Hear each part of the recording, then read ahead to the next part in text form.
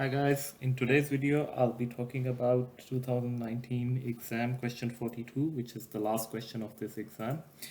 This question came from the topic of annuities. Generally in the past this topic had been less frequent, but in the new syllabus this has become more frequent, so you expect these questions to appear a lot more now. So going back to our study matrix, this is from 16.1. So it's here. Let's open this up.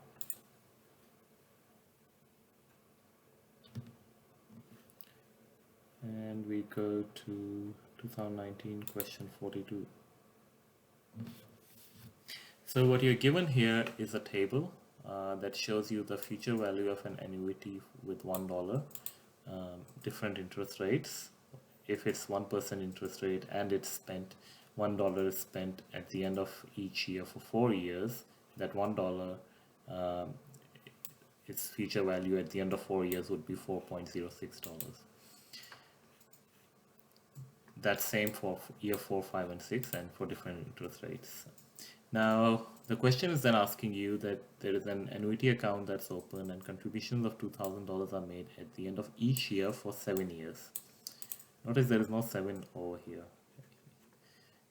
Then further, what it's asking is for the first 6 years, the interest rate of 4% is used, compounded annually. So we have value of 6 over here. We have 4% here. That's good. Then out of those 7 years, 6 years is fine. But for the 7th year, the interest rate is increased from 4% to 5%. So there is no 5% here. There is no 7 year here. What it's asking is that what is the amount in the account immediately after the 7th contribution. So let's take this question out. Right. So to solve this question, think of it visually. What's happening? What's happening is that for each of these years, say this is year 1, you made a contribution of 2,000. Then another 2,000, 2, and keep going all the way until year 6. Another 2,000 is made. All of these have been made with an interest rate of 4%. Then that final year, 7, this is this 2,000, and between this point from 6 to 7, interest rate has increased to 5%. We need to calculate the future value at this point, right? We need to calculate the value at this point. But our problem is we don't have 7 in this table. We don't have 5% here. So let's do this.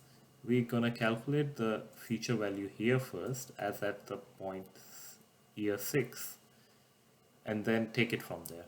So for $1, the future value at year 6 that earns an interest rate of 4% is 6.633. All you need to do is just multiply it with 2,000. So this value would be 2,000 multiplied by 6.633. So that is equal to 13,266, right? Now what we need to do is we need to take this from here to here. How do you do that? So there is a simple formula for future value.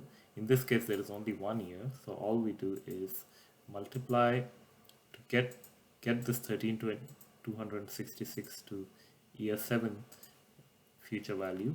What we do is 13,266 multiplied by 1.05, right? So that would be the future value of this.